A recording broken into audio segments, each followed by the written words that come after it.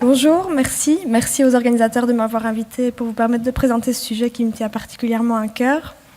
Donc on va faire un petit peu un parallèle entre ce qui se fait en Belgique et ce qui se fait en France après avec Pascal. Donc je vais commencer par un tout petit peu d'histoire pour vous dire un peu quand est-ce qu'on a commencé à parler d'éducation thérapeutique du patient en Belgique. Les premiers projets datent des années 60 à 70 et là on parlait surtout des patients diabétiques et tuberculeux.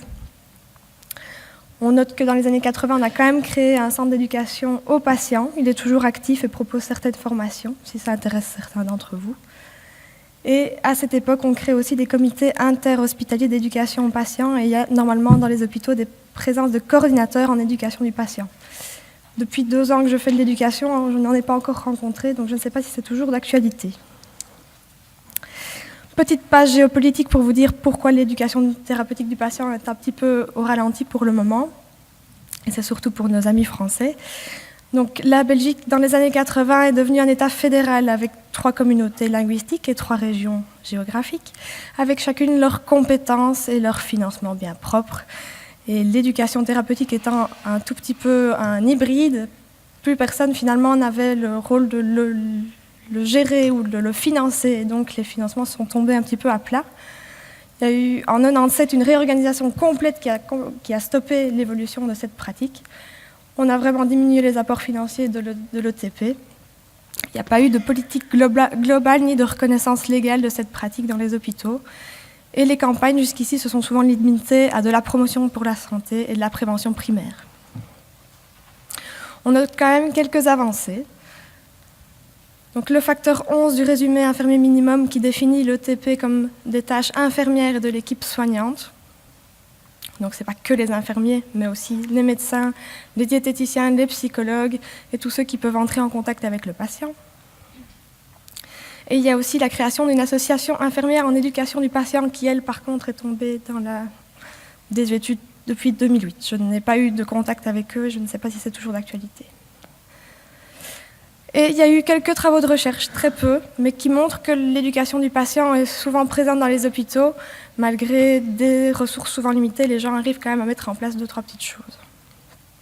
Et finalement, en 2016, où en est-on? Donc, l'ETP, comme je viens de vous le dire, est présente, mais il n'y a pas vraiment de politique globale, il n'y a pas vraiment de projet commun. On ne sait pas trop, chacun fait un petit peu sa popote dans son coin. Toujours pas de subsides, ou très peu. Et c'est pas vraiment reconnu comme une spécialisation, au même titre que l'AREA ou l'oncologie, par exemple. Par contre, pour le diabète, grâce à l'INAMI et à leur remboursement, l'éducation thérapeutique du patient est bien présente, est bien reconnue et tout à fait remboursée. Alors, un tout petit peu de définition.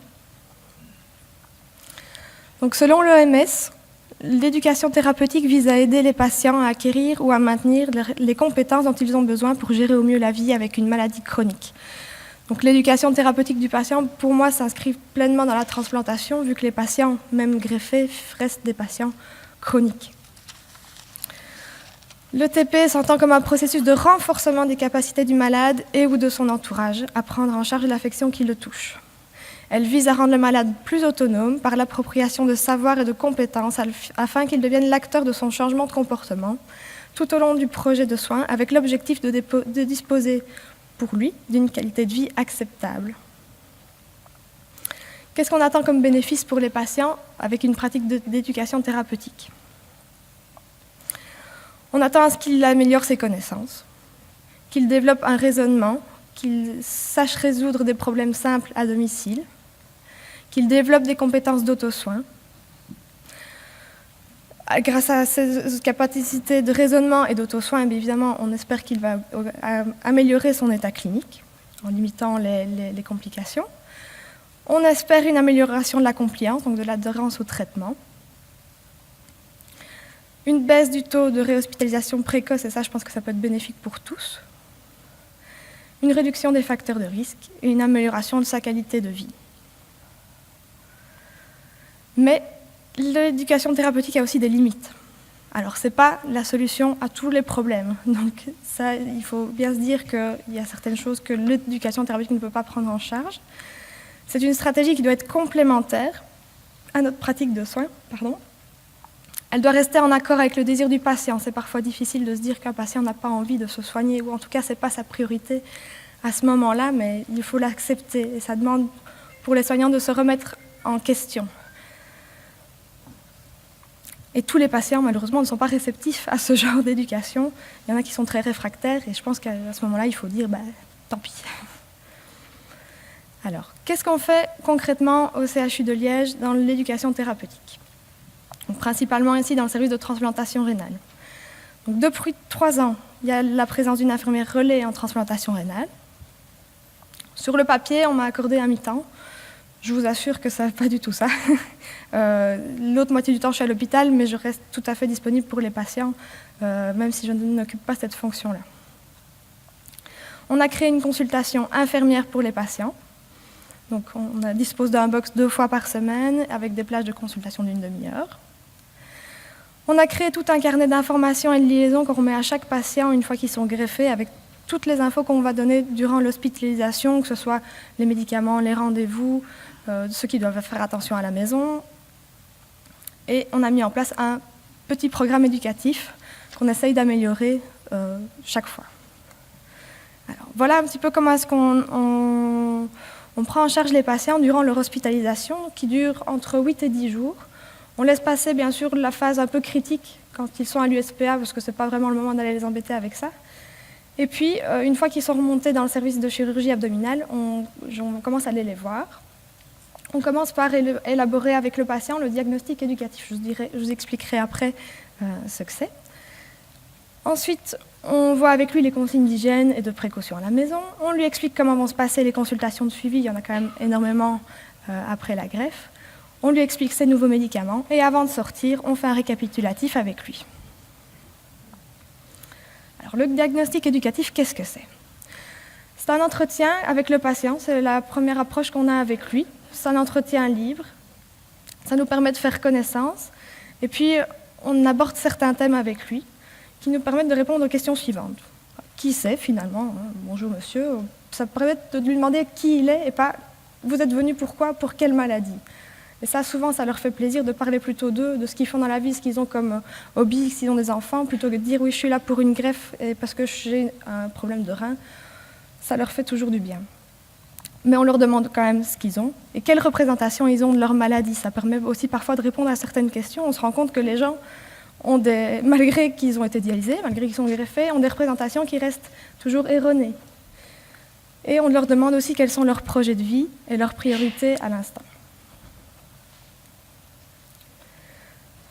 Alors, le diagnostic éducatif permet aux patients de s'exprimer librement, de mettre en avant leurs points forts, sur lesquels on va pouvoir s'appuyer, mais aussi de faire ressortir certains points faibles sur lesquels on sait qu'il faudra travailler. Ça permet aussi de personnaliser la prise en charge, de savoir un petit peu ce que le patient sait déjà. Par exemple, si c'est sa 3e greffe, on sait que la prise en charge va être totalement différente que si c'est un patient qui a une première greffe. Ça va nous permettre d'aller parfois un peu plus vite ou de rajouter certaines choses. Si on voit que le patient bloque un petit peu sur certains passages, par exemple le médicament, on sait qu'on doit plus insister ou essayer de trouver une autre façon de lui expliquer si la méthode traditionnelle, entre guillemets, ne fonctionne pas. Et alors c'est un premier pas vers une relation de confiance. Et ça, c'est vraiment le plus important quand on fait l'éducation avec le patient, c'est d'avoir une relation de confiance avec eux et de toujours commencer par vraiment faire confiance à ce qu'ils nous disent et les croire. Un patient, pour moi, quand il parle de sa maladie, de la façon dont il la vit, il a toujours raison parce que c'est toujours lui qui la vit et pas nous. La suite du programme donc, sera adaptée en fonction de ce diagnostic éducatif que l'on fait avec lui. Donc ça, on voit un petit peu vers quoi est-ce qu'on se tourne et de quelle façon on va aborder la suite du programme avec lui. On va au rythme du patient. Prendre le temps, ça ne veut pas forcément dire qu'on va en perdre par après. Si on explique trop vite les choses et qu'on doit le répéter encore 10 fois après, on perd plus de temps que si on avait pris peut-être une demi-heure pour expliquer une chose au rythme du patient. Et il faut permettre aux patients de rentrer avec une autonomie suffisante pour être dans des conditions de sécurité. Souvent, les 10 jours, c'est peut-être pas suffisant, donc on se focalise parfois aussi seulement sur les consignes de sécurité qu'on remet aux patients. Et puis alors, on peut réadapter en ambulatoire s'il y a des choses qui doivent être mises en place. Donc en ambulatoire, la consultation infirmière est là pour poursuivre l'éducation, pour l'ajuster s'il faut, pour remettre à niveau la compliance sur certains patients. Il y a parfois des passages à vide. Sur une greffe de 15 ans, on n'est pas toujours super motivé. On en a parfois marre de prendre ces 15 cachets tous les matins et ça permet parfois à certains patients de dire « j'en ai marre », ça leur fait déjà rien. J'aurais juste de le verbaliser, ça leur fait du bien et de pouvoir voir avec eux ce qu'on peut mettre en place pour que ça se passe au mieux. Il y a des soins de base, les soins de cathéter, des plaies, des injections et du soutien et de l'écoute active. Et alors, très important, et ça je pense qu'ils adorent, c'est d'avoir un numéro de téléphone quand ils rentrent chez eux ou quand ils sont à la maison et qu'ils ont un problème, que ça soit médical ou administratif. Je pense qu'on a déjà évité plusieurs passages aux urgences chez les patients grâce à ça, parce qu'ils nous téléphonent, on débriefe un petit peu avec eux, on voit déjà ce qu'ils ont et ça nous permet dans certains cas de temporiser ou alors de les faire revenir en court-circuitant les urgences si c'est juste pour une prise de sang. Et là, je pense que c'est bénéfique pour beaucoup de monde. Alors il y a pas mal de projets et je pense que ce n'est que le début. Donc la prise en charge éducative des patients dès l'avant-greffe, donc dès le pré-greffe, pour l'instant elle est inexistante. On n'a pas vraiment de temps et pas vraiment de locaux pour mieux les préparer à la greffe. Je pense que toutes les consignes que l'on donne et la préparation pourraient être optimalisées, mais voilà, je pense qu'on pourra la mettre en place bientôt, enfin j'espère en tout cas. Avec plusieurs patients qui ont été greffés dernièrement, il y en a plusieurs qui ont émis le souhait de se mettre à disposition de l'hôpital pour faire part de ce qu'ils ont vécu avec la greffe. Et ils aimeraient pouvoir partager cette expérience avec des personnes qui ont été greffées ou qui vont être greffées. Donc ils voudraient créer un pool de patients experts qui pourraient assister aux consultations et coacher un petit peu les autres patients qui sont en difficulté ou qui se posent des questions. Et ensuite, dans le service de néphrologie, on a pour l'instant un projet de clinique de transition du jeune adulte. Donc ça permet de faire le lien en fait entre la néphropédiatrie et la néphrologie adulte ou la transplantation pédiatrique et la transplantation adulte parce que souvent les adolescents ne trouvent pas très bien leur place, ils ne sont plus très bien adaptés pour la pédiatrie. Et puis la médecine adulte c'est tellement différent que finalement ils arrivent souvent en médecine adulte et c'est là qu'on les perd de vue, c'est là qu'ils commencent à faire un petit peu des bêtises et qu'on se retrouve avec des greffons qui vont de plus en plus mal.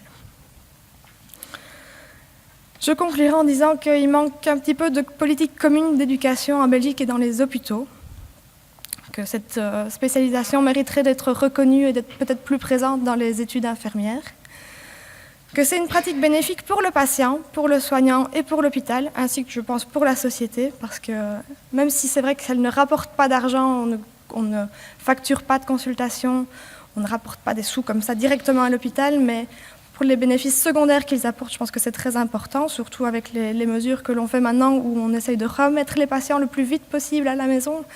S'ils ne sont pas un minimum éduqués, informés, s'ils n'ont pas la possibilité de pouvoir faire appel à quelqu'un à l'hôpital, c'est voué à l'échec.